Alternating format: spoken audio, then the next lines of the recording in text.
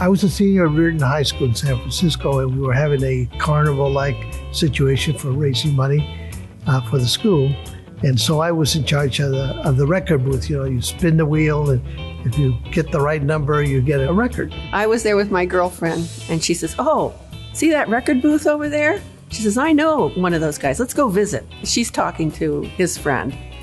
And I put in some more money down and didn't win anything. And so I'm just kind of standing there, and she lost all her money. So I reached down because I liked talking with her. You know, it was very interesting, and I was having a good time.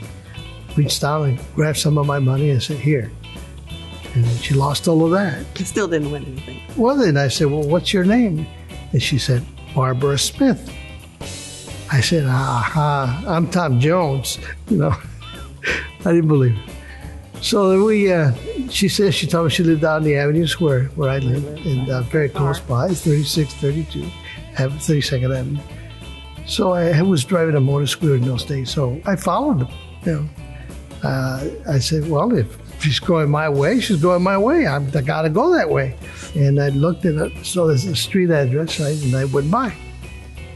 So then I got home and took out the telephone book from San Francisco. Do you know how many Smiths there are?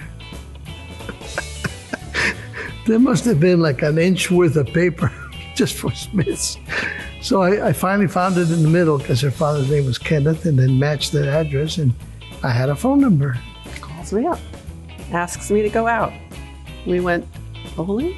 Did we go bowling? We went bowling, and it was 4 years later we got married.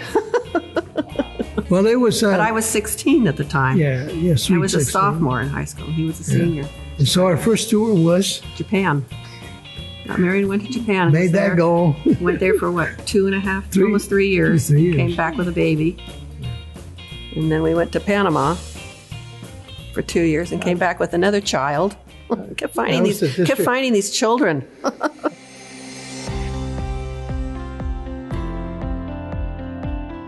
We all get to a point in life where the past is the past, the present's the present, and we have to plan for the future, which is coming fast. And that's what we're seeing now in our block, you know, with the older people. You know, the children are having to step in, and now, Mom and Dad, you have to move right now. We don't want to burden our kids with that, you know. I kept kidding them, you know, I'm going to live long enough to be a burden to you. But I think we better make our own decisions. This has already taken it off our kids' shoulders. Because our kids are older, and our grandkids are younger. It's not fair to them.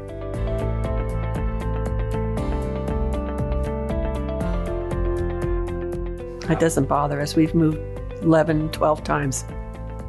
We were in the Navy. He was in the Navy for 20-some years. We moved every year, every 2 years, every 3 years. In the first 20 years, we moved about 15 times. The moving does not faze me at all. We've been looking at Paradise Valley for some time. We were very pleased with what we saw, the amenities that they offered and so on. And so obviously we kept in touch, and as they came along with the ridge, we were looking at it. Very interestingly, when we were in Japan, we were stationed with this couple called Jack and Charlotte Godsey, who now live up there. It was really nice to see them after all these years. So that helps, you know, to know somebody there intimately. So I think there'll be real good conversations coming up here. And I always find it fascinating to hear people's stories. That's one of the biggest reasons I'm looking forward to going up there, is to take advantage of all the things that they offer. You know, it's right there. You can walk. And I'm looking forward to somebody else cooking for a change.